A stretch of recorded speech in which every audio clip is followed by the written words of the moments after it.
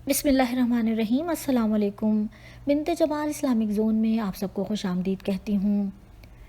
एक नई ख़बर के साथ और खुशखबरी के साथ हाज़िर हूँ, चूँकि इंडिया और दीगर दो ममालिक के लिए ख़बर है जो आपके साथ शेयर करने जा रही हूँ कि इन तीनों मुल्कों से अब सऊदी अरब आने वालों के लिए कुछ शराइत और कुछ तरीक़े जो हैं वो बता दिए गए हैं कि उन तरीक़ों पर अमल करके सऊदी अरब में आया जा सकता है।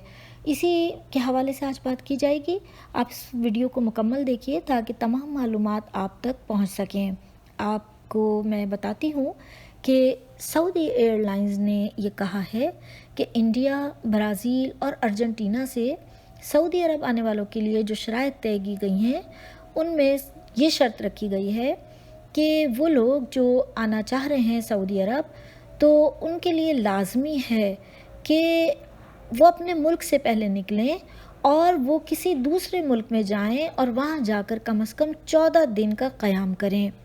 आप सब समझ सकते हैं कि ये शर्त हिफाजती तदाबीर के लिए रखी गई है और ये शर्त इसलिए रखी गई है कि सेहत की तमाम उसूलों को बेहतर से बेहतर बनाया जा सके, जो कि कोरोना के हालात चल रहे हैं।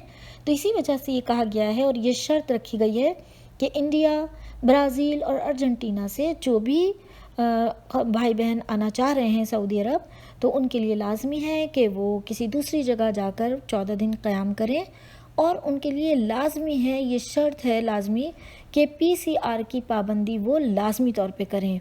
इसी सूरत में उन्हें सऊदी अरब में दाखिल होने की इजाज़त दी जाएगी।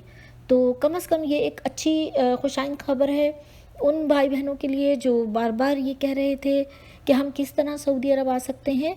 तो कम से कम ये है कि वो किसी दूसरे मुल्क में जाएं और जाकर 14 दिन का अगर क़याम कर लेंगे तो वो सऊदी अरब में दाखिल होने की उन्हें इजाज़त मिल जाएगी।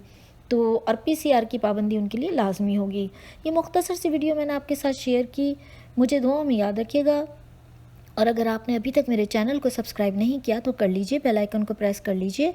यहाँ से आपको दीनी इस्लामी वीडियोस जो हैं और मालूमाती वीडियोस मिलती रहेंगी इंशाअल्लाह ताला। और बेल आइकन को प्रेस करने से आपको मेरी हर न्यू वीडियो का नोटिफिकेशन मिल जाएगा।